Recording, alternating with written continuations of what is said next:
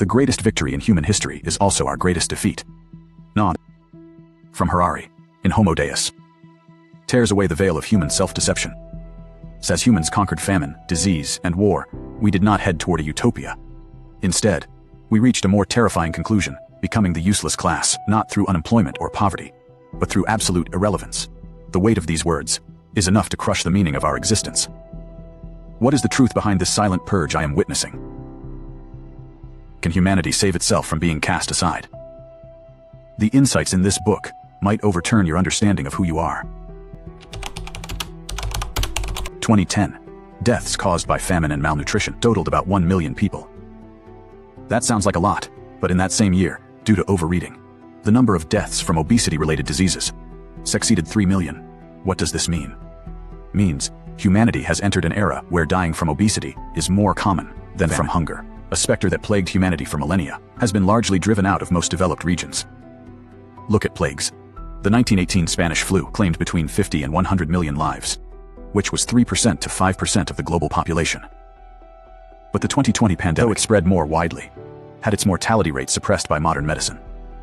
Humans used antibiotics, vaccines, and public health systems to downgrade plagues from a disaster to a manageable risk.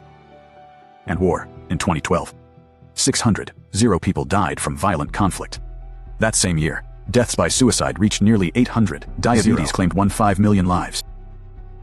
Other words, sugar kills more people than gunpowder. These three sets of data point to one conclusion. The three great enemies of human history, famine, plague, and war, are being brought under control. This should be good news, but Harari takes a sharp turn. The old gods leave, and new gods take their place. Once the external enemies that plagued humanity for millennia vanished, we turned our focus toward ourselves. Began pursuing three new goals: immortality, happiness, and divinity. Sounds like mythology. Big tech. Giants are turning it into an engineering project. Google's anti-aging companies, Musk's brain-computer interfaces, the biohacking movement. These aren't sci-fi, they are unfolding realities. The question arises, when longevity and divinity become commodities, who can afford them, and who cannot? Harari created a piercing term in his book: the useless class. This isn't an insult, it's a calm prediction. His logic is this: the Industrial Revolution made horses redundant. When cars appeared, horses weren't just unemployed, they were marginalized. Their physical strength became worthless. Today's AI is doing the same thing to humanity. Not just replacing a single skill, but making your entire cognitive ability replaceable. Cites an example: the Watson system, when diagnosing certain cancers, already exceeds the accuracy of human doctors. This doesn't mean doctors are jobless, but that the core skill of diagnosis is being commodified. When algorithms judge illness, predict stocks, and recommend products better than you, what unique value does your proud, precious brain still hold? Some will say, I'll do creative work, art, things algorithms can't do. Harari's response is brutal. How are you so sure? 2016, a project called The Next Rembrandt used algorithms to analyze all of Rembrandt's paintings. Then it generated a brand new portrait in his exact style. Sexperts looked at it and couldn't distinguish it from the original. When art, creativity, and emotion, the last bastions, start to crumble, where is the usefulness of the average person? What's scarier is that in past technical revolutions, while jobs disappeared, new ones appeared. Horse carriage drivers could become taxi drivers. But this time, the speed of algorithmic evolution outpaces human retraining. A 50-year-old truck driver, when self-driving becomes the norm, can they be retrained as an AI engineer? The answer is, they likely won't have that chance. Future society may split into two classes.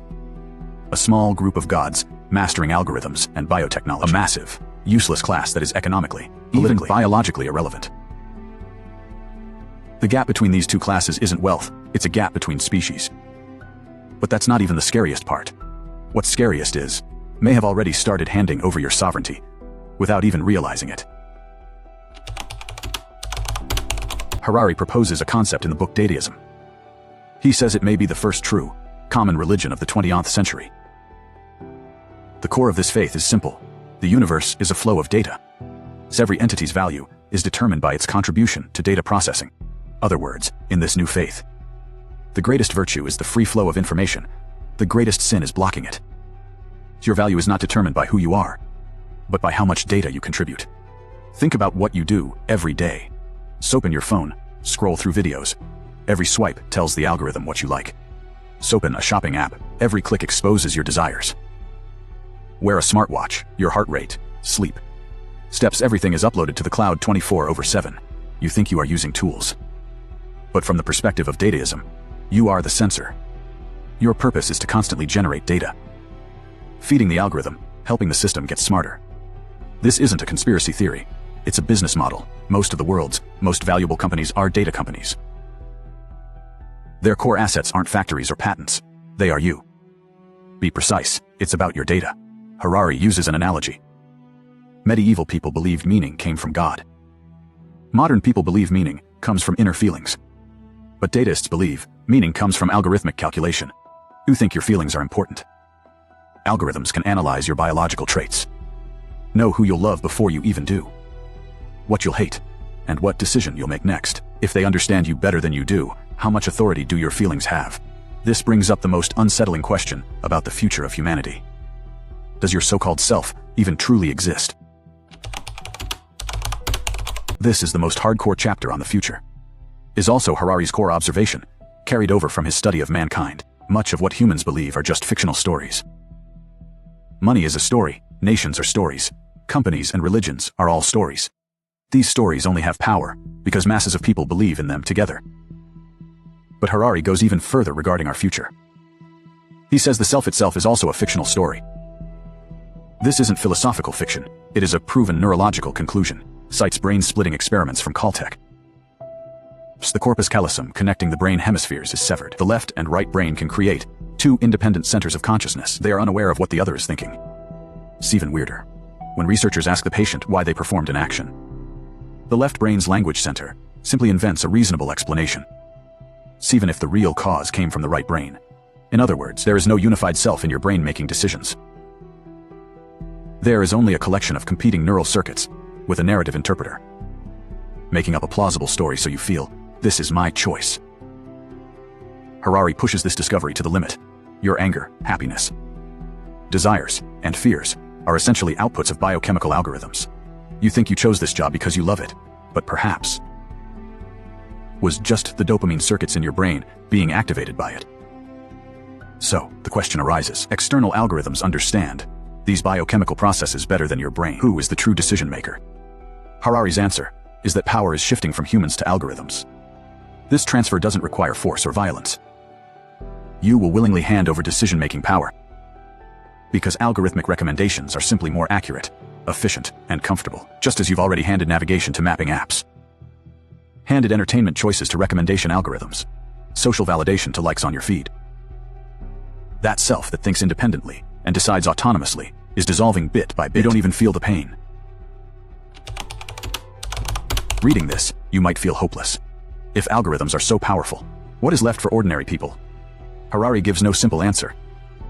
But at the end of the book, he plants seeds for the reader to sprout. The first seed is know thyself. This phrase was carved into the temple at Delphi.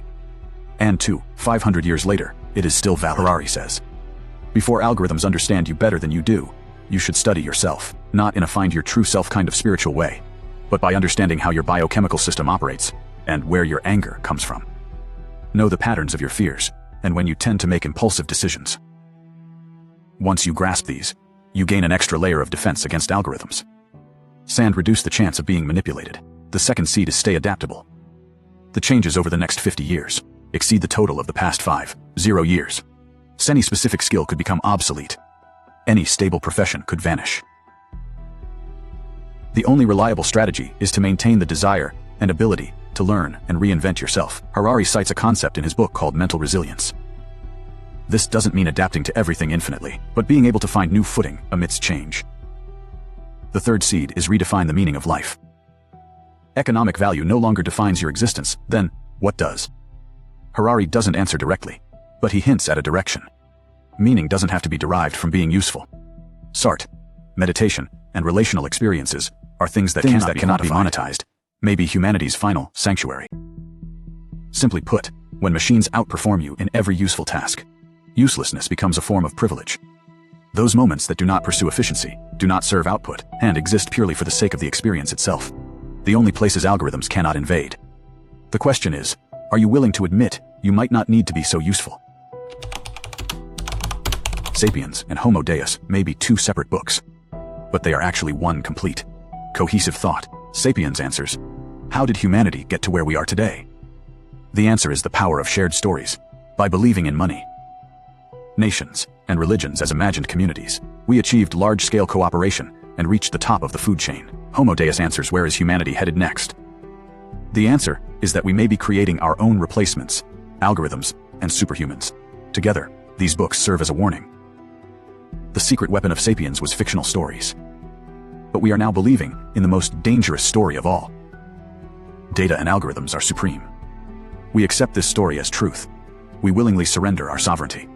Harari's greatest contribution isn't predicting the future, but unmasking the present. He makes you see that things we take for granted, the self, freedom, and meaning, are all just stories that can be deconstructed. This isn't pessimism, on the contrary. It is ultimate empowerment, because stories can be rewritten. The question is, who will write the next one? That's all for today's sharing. See you next time.